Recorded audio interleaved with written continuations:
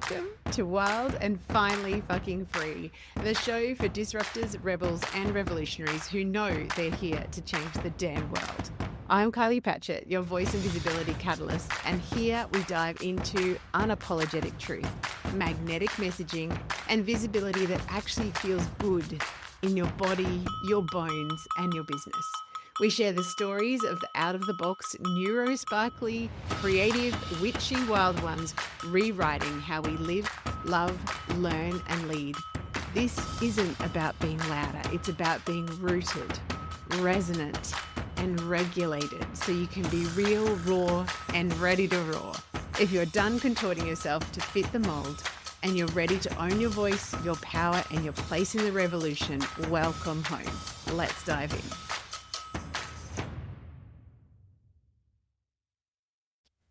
Hi friends, this is part 2 of a little mini series on the podcast introducing you to the different visibility or voice and visibility patterns of learned limitation. If you haven't already listened to the first part of this series, that's basically where I kind of set out the rules of reality around here, and also the difference between when your wild woman is running the business bus, which then creates a soul-fueled sustainable version of success, versus when these core fears are running the show. And I also want to introduce them through the lens of, again, just reiterating what I said in the first part, which is these are learned limitations. They are actually not the truth of who you are. So I don't want you to kind of feel over-identified with them. These are they're patterns of behavior. That's the best way that I can describe it.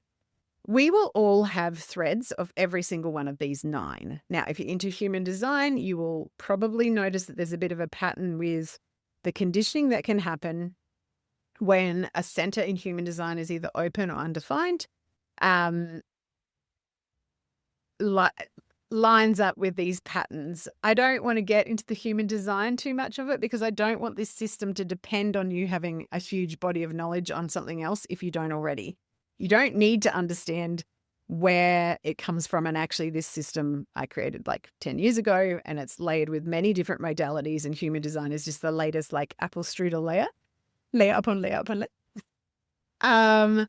So yeah, keep that in mind. So you are most likely going to have threads of all 9 of these, but 1 or 2 of them will be what I call your Achilles heel. Now, your Achilles heel in voice and visibility is just the pattern that rises to the surface when you are aiming to expand how many people see, hear, and recognize you and your work.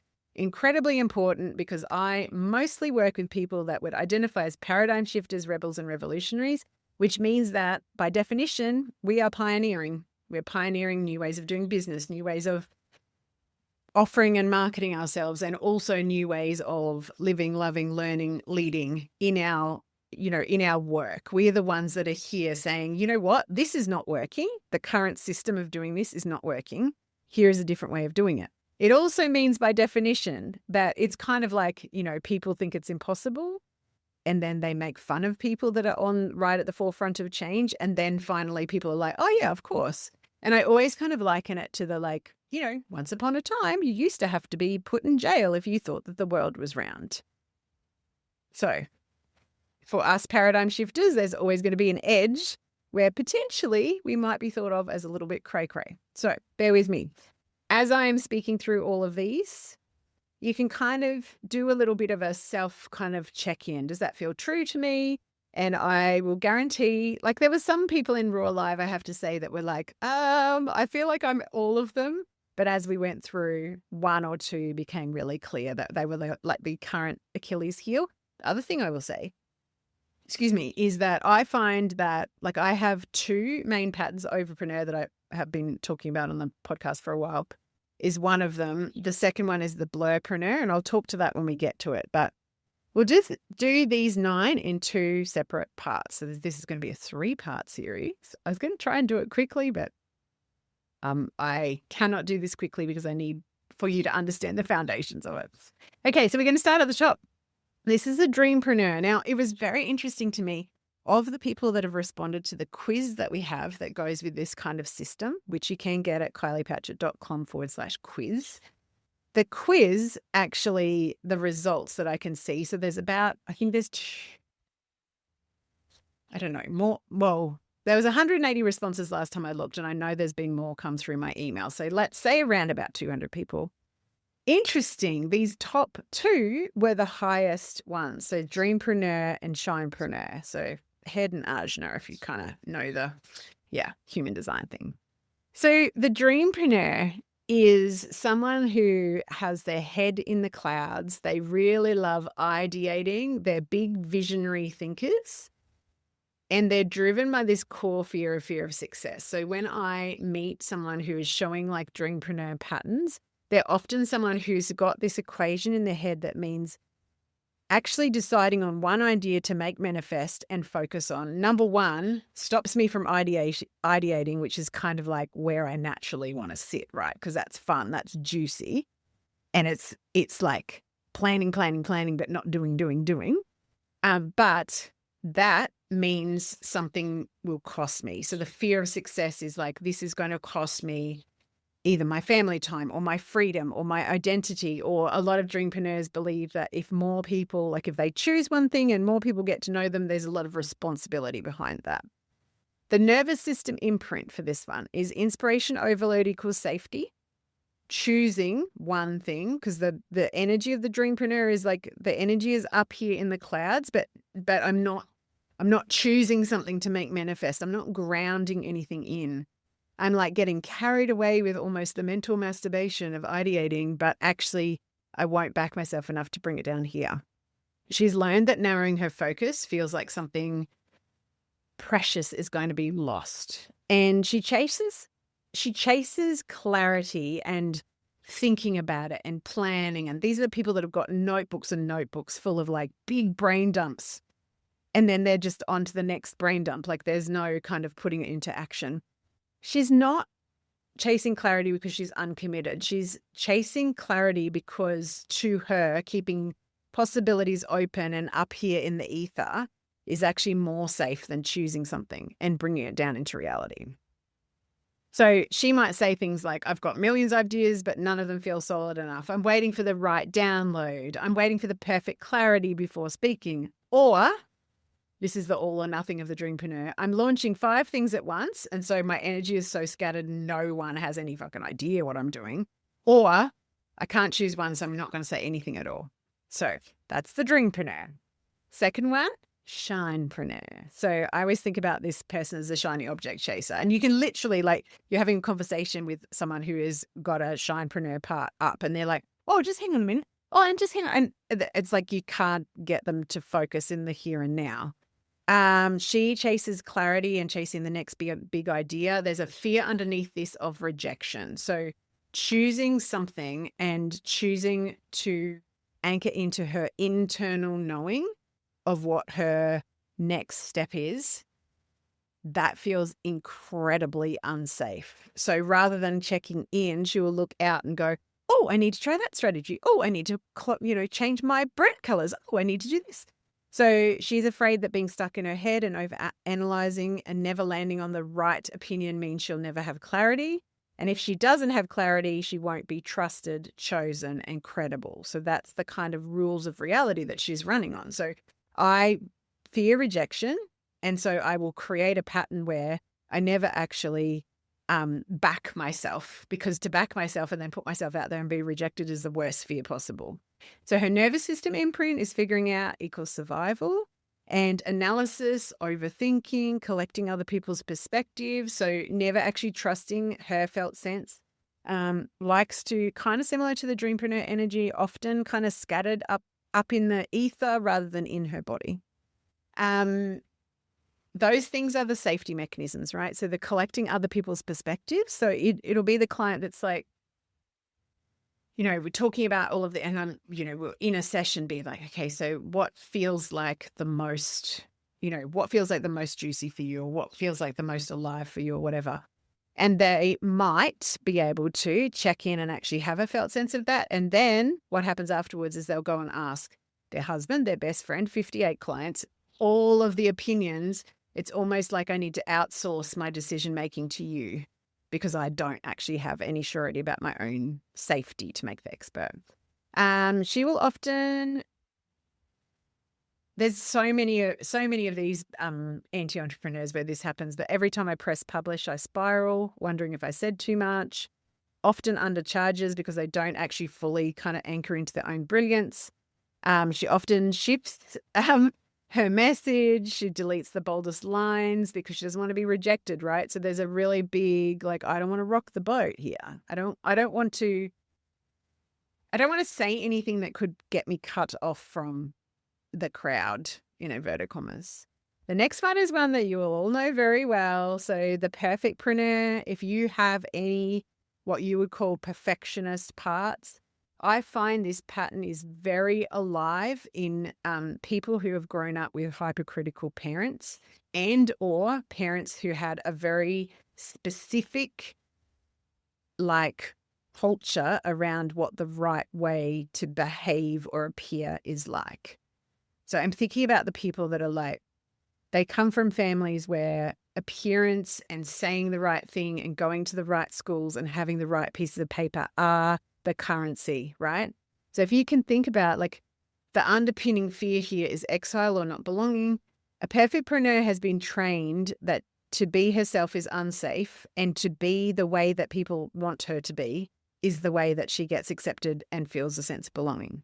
So she is always afraid that her full expression will lead to exile. She's afraid that being truly heard will cost her connection and or safety.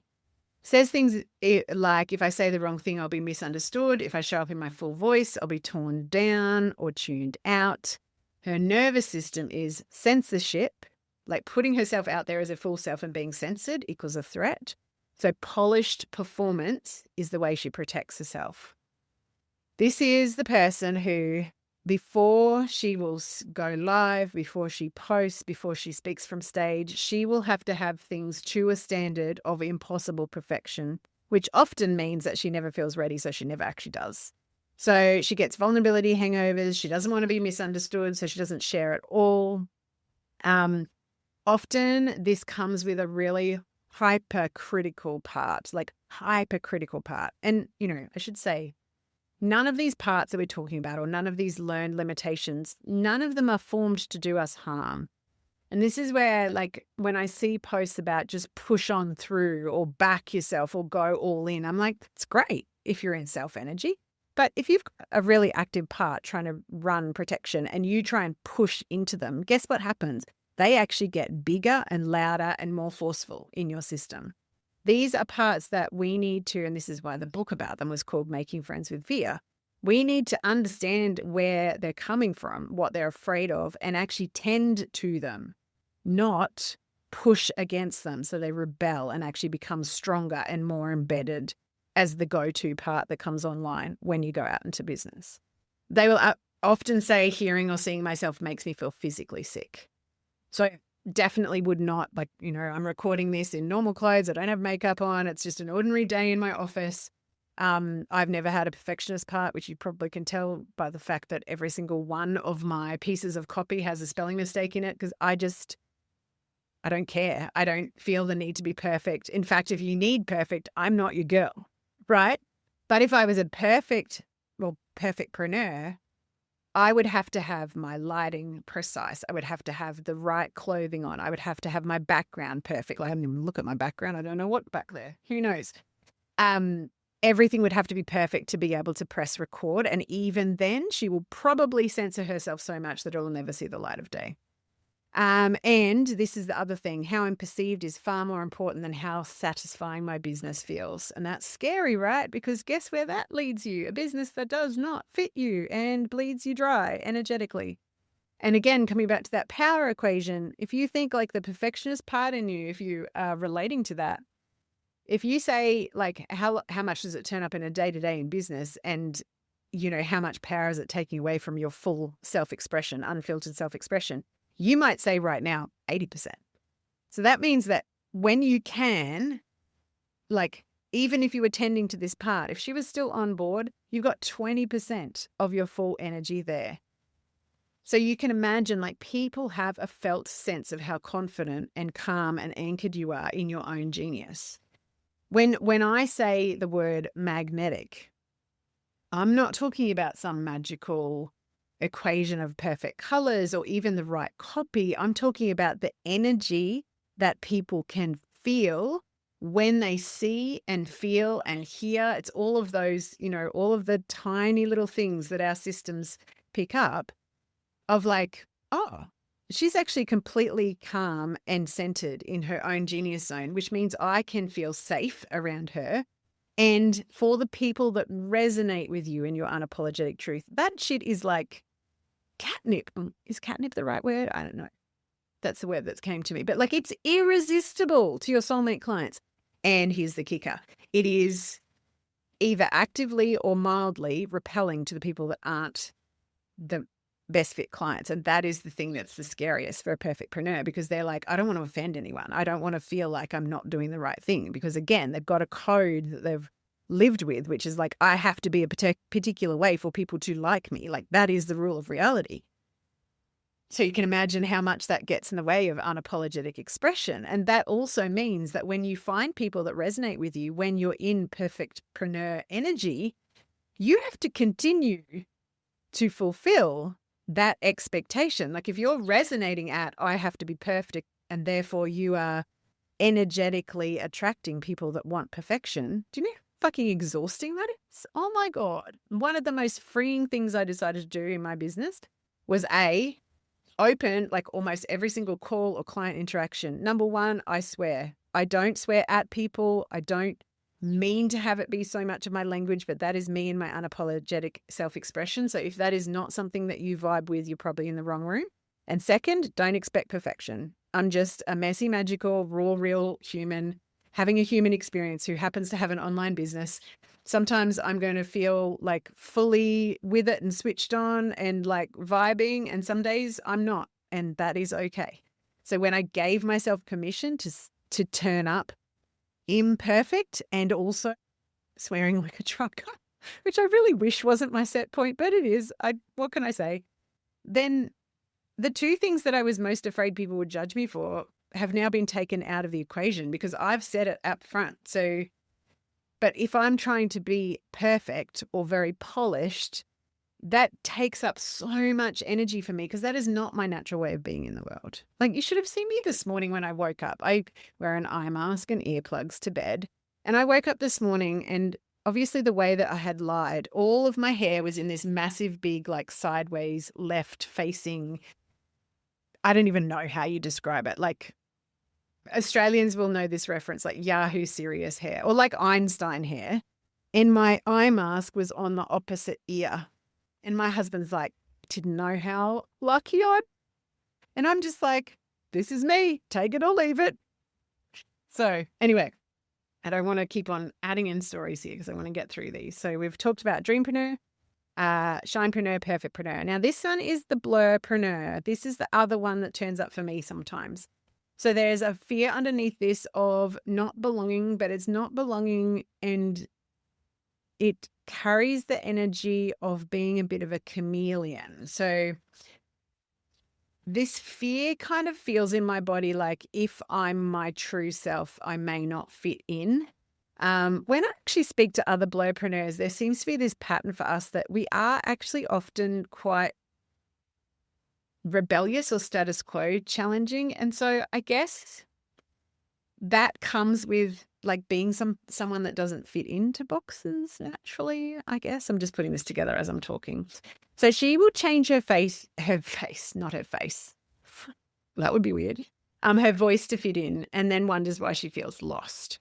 So she's learned that love and acceptance are conditional on her molding herself to other people's needs. I can see where this came from in childhood. I was a parentified child, so I didn't really have a space to express my own needs. So of course I don't have I have a nervous system imprint of like fulfilling what other people need from me before I fulfill myself. Her nervous system says belonging equals survival, and being visible as too different is the risk of exile. So for her, this shape-shifting chameleonism is a semblance of safety. I wouldn't say a true sense of safety, because when I do that, when I'm doing it from a self-awareness perspective, I walk away and I think, wow, I really abandoned myself there. Like I really I turn myself into something that's actually not true for me. Now, I will also say the flip side freedom of this pattern is that there is this freedom of being able to kind of almost morph into different versions of yourself. And as long as fear is not driving that, like that actually is quite fun. Like, having lots of different friend groups. For me, part of that is having lots and lots of different careers. Like I used to be a scientist, then I was someone who trained professional speakers. Then I moved into, there's all these different kind of facets of me. If it's from a place of authenticity and realness, there's no problem. But when it's driven by fear, that's when things get sticky. And this is how it can feel. I don't know who I am yet, so I can't go into the marketplace. My voice feels inconsistent or off, or I keep chopping and changing my opinion on things, which is actually another freedom. I change my brand or my bio every few months. Nothing ever feels real to me. I can't get traction. I tell myself I'm multi-passionate, but honestly, I'm just afraid of choosing one direction. Now, again, you can be really multi-passionate. So don't kind of mistake me for saying if you're multi-passionate, there's something wrong, because I do not believe that at all. What I do think is that sometimes when I hear a client say I'm multi-passionate, so I can't like pick one thing, what I'm sensing is that is actually a protective mechanism, not something that is real to the whole, human that's in front of me. All right, how many have we done? We've done 4. I'm going to we'll do one more in this episode. So the comparison. I always have particular people, like either friends or clients, and always very de-identified, obviously, that kind of were the introduction to me. I feel like I've received these in layers of patterns, and I've always been fascinated by human behavior, right? And what makes people tick, and also from a genetic perspective, like how different each individual is. But then patterns of behavior, neurosparkly brains love pattern spotting. And each time another layer has been revealed to me, there has been an introductory, like a person that has shown me the pattern, and then it's made everything else go tick, tick, tick, tick, tick. It's like chiropractic adjustment of my awareness of like, oh, this is that pattern. And I've seen it in this person and this person and this person.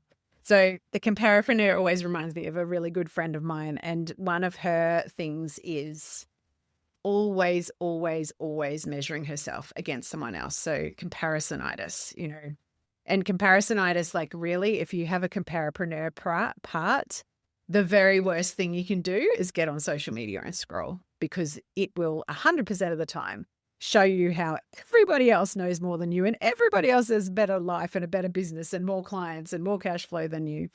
And so this comparapreneur has this external observer in her mind that is always comparing her performance / worth / goodness compared to someone else. So, and how can you ever measure up, right? Because you are an individual, you're a unicorn.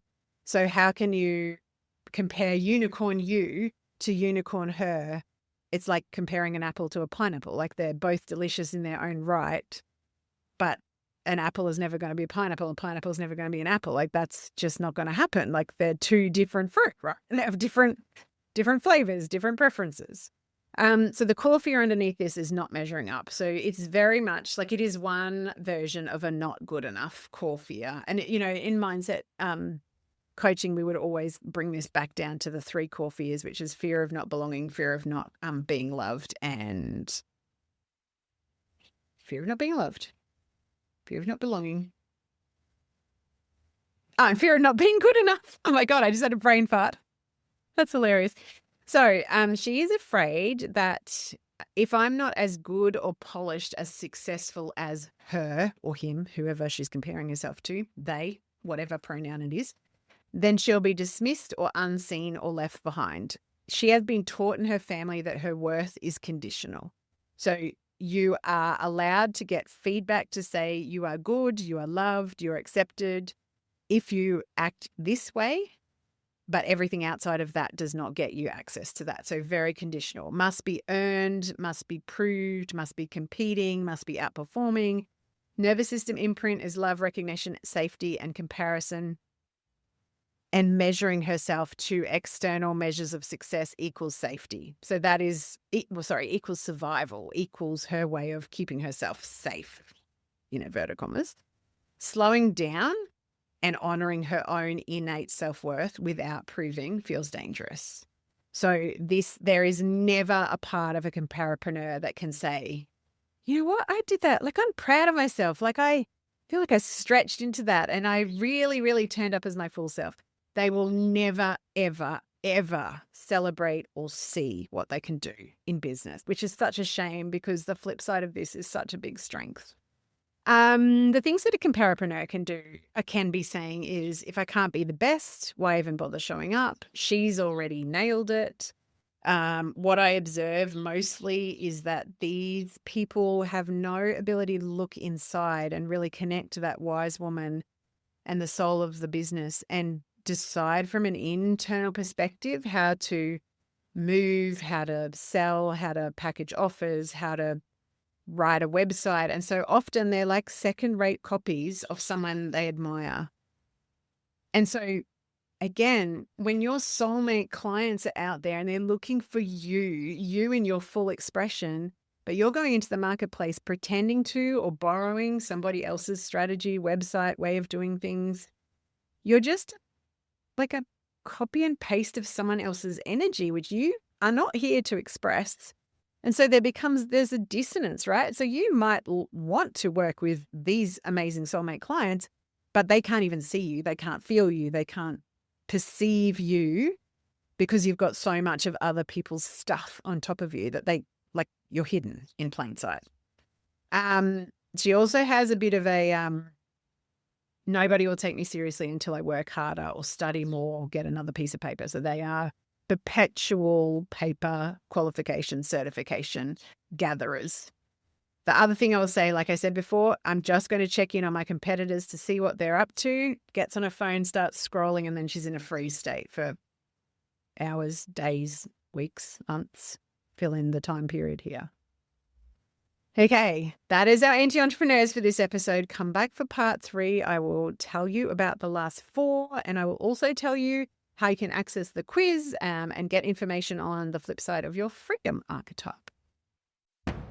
Thanks for tuning in to another episode. If this episode lit a fire in your body, in your business, deep down in your bones, please take a moment to drop a rating and review so more rebels just like you can find us. And don't keep this goodness to yourself. Share it with your disruptive rebel and revolutionary friends who are ready to roar right alongside of you. Until next time, stay wild, stay unapologetic, and stay fucking free.